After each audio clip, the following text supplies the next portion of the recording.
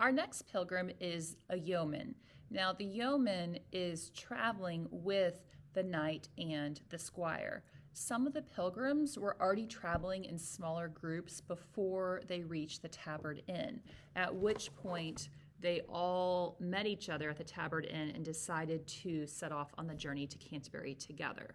So the knight, the squire, and the yeoman knew each other beforehand. Okay, the yeoman is acting as a servant to the squire and the knight. And the yeoman acts as kind of like a hunter, right? So he should have been like responsible for their food. There was a yeoman with him at his side, no other servant, so he chose to ride.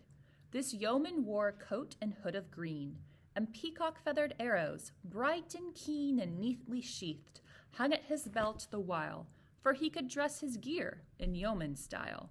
His arrows never drooped their feathers low, and in his hand he bore a mighty bow. Off the bat, Chaucer lets us know that the yeoman is dressed in all green. Okay, that makes sense because if your job is to go out in the forest, okay, get some food, you want to be wearing green to blend in, right? That would be equivalent to today's camo. He also lets us know right off the bat, though, that the yeoman isn't necessarily doing his job. Notice what kind of feathers the yeoman has on his arrows. Okay, they're peacock feathers. Now, if we think about peacock feathers, what do you think about? Right. They're very fragile looking feathers. They have the beautiful blues and green tones in them. Okay, but they're very light, very airy looking. Not the most practical feather to put on an arrow, because when you shoot this arrow, what's going to happen to that feather? It's going to get ruined pretty easily, right? Because it's not a sturdy feather. And yet, look at the text and look what Chaucer tells us about that. His arrows never drooped their feathers low. Okay. So that can mean a couple of things. Either number one, he takes really great care of his arrows, or number two, he doesn't use them, which is what I think happens. Okay, this guy, he's not doing his job. Okay, he's not out in the forest hunting. Okay, he is doing something else. Let's continue. His head was like a nut, his face was brown.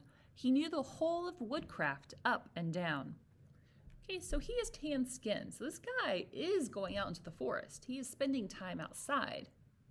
But I'm thinking, based on Chaucer telling us right after that he's good at woodcraft, that this guy is probably lazing around in the forest, maybe whittling little creatures out of a piece of wood.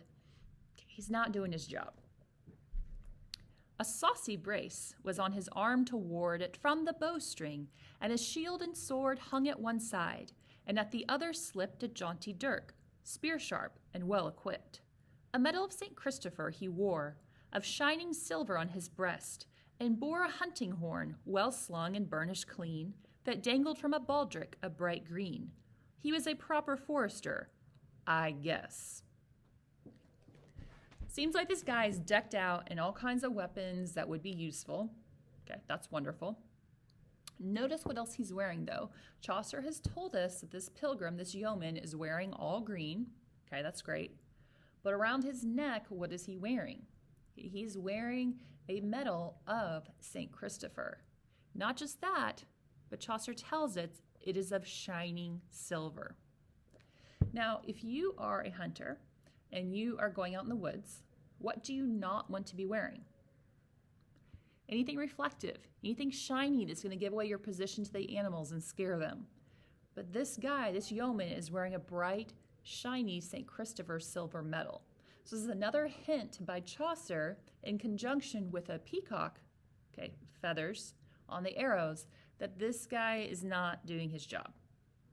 Chaucer doesn't say anything negative about him, right? He's not a bad person, but Chaucer's pretty neutral about him because this guy doesn't do his job.